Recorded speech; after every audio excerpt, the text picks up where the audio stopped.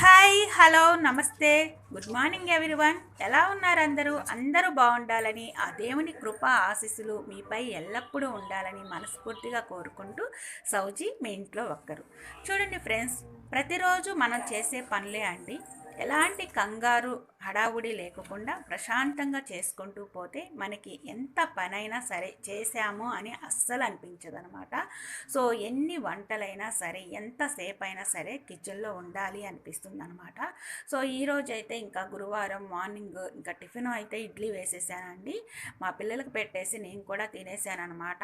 గురువారం కాబట్టి పూజ చేసుకున్నా అంటే నేను నిత్య పూజ చేస్తాను. మధ్యలో ఏదైనా కొంచెం హెల్త్ ఇష్యూస్ లేకుంటే ఏదైనా పని వల్ల కొంచెం లేట్ అయింది అనుకోండి, ఆ రోజైతే పూజ చేయను అనమాట. కంపల్సరిగా అయితే శుక్రవారం, గురువారం, ఇలా మంగళవారం ఇలా పూజ అయితే చేస్తూ ఉంటాను. సో ఇంకా ఈరోజు టిఫిన్ తినేసాం కదా, ఇంకా ఫాస్ట్గా వంట చేసేసి నేను పూజ చేసేసుకుందాం అనుకున్నాను. ఈరోజు ఇంకా తోటకూర చేద్దామని చెప్పేసి ఇక్కడ తోటకూరను పాలకూర ఉంటే పెట్టుకున్నానండి. అయితే ఇక్కడ పాలకూర వచ్చేసి ఏంటంటే మొత్తం పాడైపోయింది అనమాట. కొద్దిగా వచ్చేసింది అంటే వడబడిపోయింది. ఇప్పుడు సమ్మర్ టైం కదా, వడబడిపోయింది. చాలా రోజులు అవుతుందండి మేము ఆకుకూర తినక. సో ఇంకా కనిపించింది ఆకుకూర బయట అని చెప్పి తీసుకున్నాను. తోటకూర కూడా మొత్తం ఇలా నలిగినట్టుగా నల్లగా అయిపోయింది. సో కాడలు కూడా చూడటానికి ఇలా ఉన్నాయి కానీ ముదురుగా అనిపించాయండి. సో ఇంకా లేతగా అనిపించినాయి అన్నీ తీసుకొని ఈ విధంగా వచ్చిన వరకే వచ్చిద్ది అని చెప్పేసి మొత్తం కట్ చేసి ఈ విధంగా కూర అయితే చేసేసాను. సో ఇంకా అయిపోయింది. ఒక పక్క పని చేసుకుంటూ ఉండేసరికి కూర కొంచెం అడుగంటింది అనమాట. అయినా నో ప్రాబ్లం అనిపించింది. ఇంకా ఈలోపు మా పెదనాన్న ఫోన్ చేశారు. నేను వస్తున్నానమ్మా, దారిలోనే ఉన్నాను అని చెప్పారు. ఇంకా ఊరు నుంచి వస్తున్నప్పుడు వాళ్ళకి ఇంకా తోటకూర వేసి ఏం పెడదామని చెప్పేసి ఇంకా మధ్యలో ఇంట్లో పనులు ఉంటాయి కదండి. పూజ చేసుకోవాలనుకున్నప్పుడు ఇల్లంతా ఊడ్చుకోవటం, ఎక్కడెక్కడ వస్తువులు పిల్లలు పడేస్తూ ఉంటారు, అవన్నీ సర్దుకుంటూ తూడ్చుకుంటూ మాప్ పెట్టుకుంటూ మొత్తం క్లీన్ చేసుకుంటూ ఇంకా ఇంట్లో వంట కూడా చేసుకుంటున్నానండి. సో ఇంకా నేనేం చేశానంటే వచ్చిన వాళ్ళకి ఇంకా తోటకూర వేసి పెట్టడం బాగోదని చెప్పేసి ఇంకా వెజిటేబుల్స్ ఏమీ లేవండి. ఇంకా ఎగ్స్ తీసుకున్నాను. ఎగ్స్ పులుసు పెడదామని చెప్పేసి బాయిల్ చేశానండి.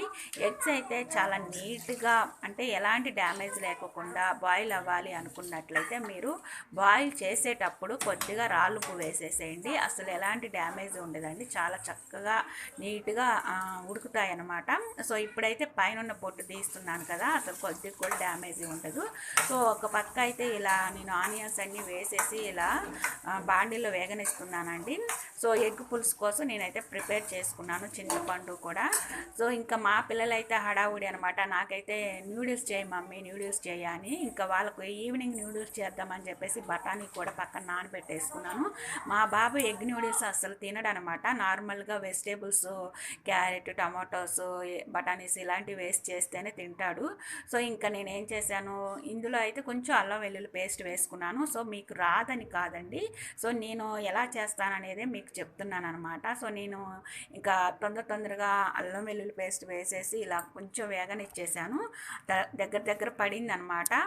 ఇప్పుడైతే నేను ఇందులో చింతపండు పులుసు కూడా వేసేసుకున్నానండి. చూశారు కదా, చక్కగా నీట్గా దగ్గరకు వచ్చేసింది చింతపండు పులుసు కూడా. ఇంకా లాస్ట్లో అయితే నేను గరం మసాలా కొద్దిగా వేసేసుకొని కొత్తిమీర కూడా గార్నిష్ చేసేసుకున్నాను. చూశారు కదండి, ఎగ్ పులుసు అయితే రెడీ అయిపోయింది. సో నేనైతే ఇలానే చేస్తానండి. మీరు ఒకవేళ వేరే వెరైటీగా ఏదైనా చేసినట్లయితే కామెంట్ సెక్షన్లో మెన్షన్ చేయండి.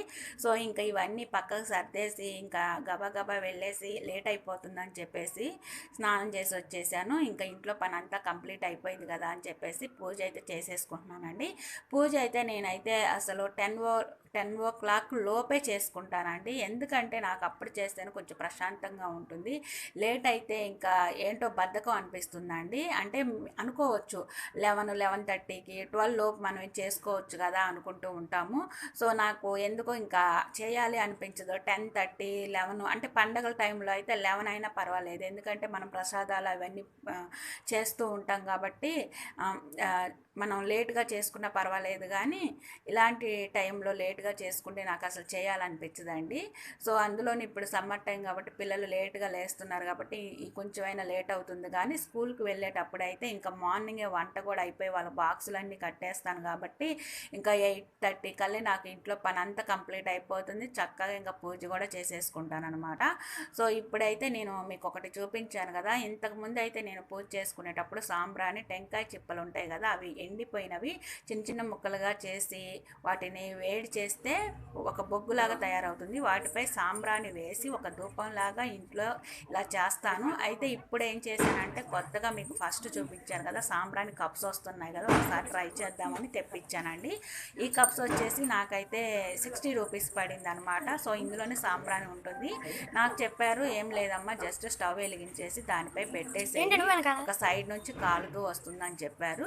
సో ఇంకా మొత్తం కాలేదాకా ఉండాల్సిన అవసరం లేదు అని నాకు అనిపించింది. నేనైతే అడగలేదు డౌట్, ఎందుకంటే కొంచెం అంటుకుంటే సరిపోతుంది కదా.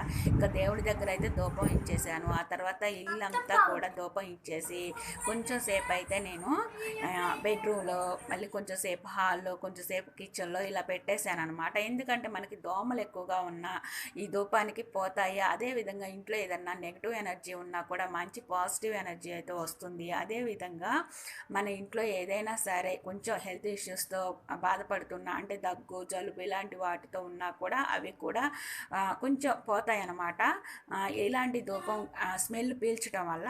సో ఇప్పుడైతే నేను గడప పూజ కూడా చేసుకుందామని చెప్పేసి ఒక నిమ్మకాయను కట్ చేసి ఈ విధంగా పసుపు కుంకుమ ఇలా పెట్టేస్తున్నానండి. అదేవిధంగా అడుగున 2 ప్లేట్లు పెట్టుకోవాలి కాబట్టి ప్లేట్లు అయితే తీసుకున్నాను. ఈ ప్లేట్లలో 2 మట్టి ప్రమిదలు కూడా తీసుకున్నానండి. ఈ ప్రమిదల నిండా రాళ్ళు ఉప్పు అయితే తీసుకున్నాను. ఈ ప్లేట్లలో పెట్టేసి ఇప్పుడు నేను పసుపు కుంకుమ రాశాను కదా నిమ్మకాయలకి, అవి వీటి మధ్యలో పెట్టుకొని ఇప్పుడు గడప దగ్గర కుడివైపు ఒకటి, ఎడంవైపు ఒకటి మనం పెట్టుకోవాలండి. ఇక్కడ చూశారు కదా, ఇలా పెట్టుకొని మనము దండం పెట్టుకోవాలి. అదేవిధంగా పూలతో అలంకరణ చేసుకోవాలి. గడప మీద కూడా మనము ప్రతిరోజు నిత్య పూజ చేసుకునేటప్పుడు చాలామంది గడప పూజ కూడా చేసుకునే వాళ్ళు ఉంటారండి. వాళ్ళు ఎంతో ఘనంగా చేసుకునే టైం లేకపోవచ్చు, ఎంత గొప్పగా చేసుకుంటే అంత మంచిదేనండి. లక్ష్మీదేవి ఎప్పుడు కూడా మన ఇంట్లోనే కొలువై ఉంటుందన్నమాట. సో టైం అయితే అంతగా ఉండదు కాబట్టి ఇలా గడప మీద కొద్దిగా 2 పూలు పెట్టేసి పసుపు కుంకుమ పెట్టేసుకొని బొట్లు పెట్టేసి దండం పెట్టుకున్నా కూడా ఆ దేవుని ఆశీర్వాదం కంపల్సరిగా ఉంటుందండి. ఆ లక్ష్మీదేవి మన గడప దగ్గర, అంటే జ్యేష్ఠాదేవిని మన ఇంట్లోకి రానివ్వకుండా లక్ష్మీదేవి ఎప్పుడూ కూడా ఉంటుందన్నమాట. ఇక్కడ చూశారు కదండి, ఇంట్లో నేను గడప పూజ చేసుకొని వచ్చేటప్పుడు చూస్తే ఇంకా ధూపం కొద్దిగా ఉందనమాట. చాలా సేపు అయితే వస్తుందండి ఇవి సాంబ్రాణి కప్స్. సో ఇంకా ఆఫ్టర్నూన్ లంచ్ కంప్లీట్ అయిపోయింది. మా పెదనాన్నగారు వచ్చారు, మేము చాలా కబుర్లు అయితే చెప్పేసుకున్నామండి. ఇంకా ఈవినింగ్ అయిపోయింది. మా బాబు న్యూడిల్స్ చేయమని చెప్పి మళ్ళీ గుర్తు చేసేసాడు. ఇంకా నాకు అనిపించింది నేను బఠానీలు ఒకవేళ నానబెట్టి లేకపోయినట్లయితే ఈరోజు అయిపోయినట్టే నా పని అనిపించింది. సో ఇంకా ఏం చేశాను, బాండిల్లో ఇలా వాటర్ వేసేసి మరగనిచ్చి నూడిల్స్ వేసేసుకున్నాను. చూశారు కదా, అయితే ఇంక నూడిల్స్ తీసేసి మనం ఫ్రెష్ వాటర్లో వేసి ఒక్కసారి కడగాలండి. చూశారు కదా, పక్కన స్ట్రైనర్లో వేసేసుకున్నాను. ఇప్పుడు మళ్ళీ అదే బాండిల్ కడిగి మళ్ళీ ఇందులో ఆయిల్ వేసేసుకుంటున్నానండి.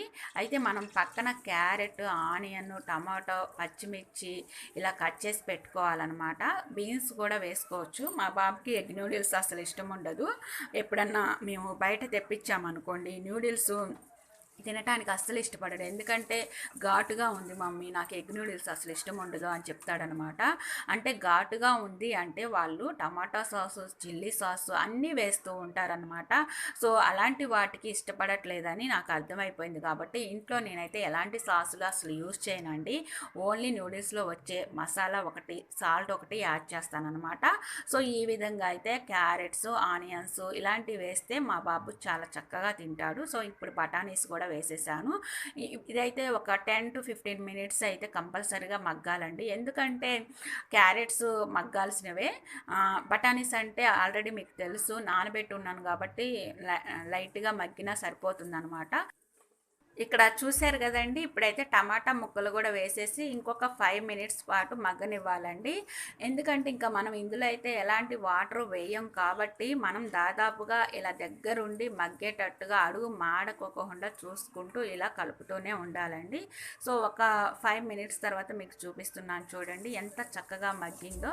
సో ఇప్పుడైతే మనం ఏం చేయాలంటే మన దగ్గర ఉన్న నూడిల్స్ స్ట్రైన్ అయిపోయాయి కాబట్టి ఇదంతా కూడా ఇందులో వేసేసుకొని ఇప్పుడు మనం గరిట అస్సలు పెట్టకూడదండి. గరిట పెడితే ఇవన్నీ కూడా ముక్కలు ముక్కలు అయిపోతూ ఉంటాయి అన్నమాట. సో దీంతోనే ఇలా తీసుకుంటూ మొత్తం మిక్స్డ్ చేసేసుకోవాలి. నేను ఆల్రెడీ సాల్ట్ వేసేసాను అనమాట. ఇప్పుడైతే నూడిల్స్లో వచ్చిన మసాలా వేసేసుకుంటున్నాను. మొత్తం ఈ విధంగా కలిపేసేసుకొని ఇంకా మనం ప్లేట్లో పెట్టేసుకొని సర్వ్ చేసుకొని వేడి వేడిది తింటే అబ్బా ఇంకా మనకి ఎంత టేస్ట్ అంటే మామూలుగా కాదండి. చూసారు కదా. సో ఇంకా ఈ రోజు లాగైతే ఇదండి. మీకు నచ్చినట్లయితే లైక్ చేయండి, ఫ్రెండ్స్ అండ్ ఫ్యామిలీ మెంబర్స్కి షేర్ చేయండి. ఫస్ట్ టైం మన ఛానల్ చూస్తున్నట్లయితే సబ్స్క్రైబ్ చేసుకోండి. పక్కనే ఉన్న బెల్ ఐకాన్లో ఆల్ బటన్ ప్రెస్ చేయండి. నేను వీడియో అప్లోడ్ చేయగానే ప్రతిదీ నోటిఫికేషన్ రూపంలో మీ ముందుకు వస్తుంది. మీరు మిస్ అవ్వకుండా ఉంటారు. Don't forget my channel. Bye bye, take care. ఇంకొక మంచి యూస్ఫుల్ వీడియోతో మీ ముందుకు వచ్చేస్తాను.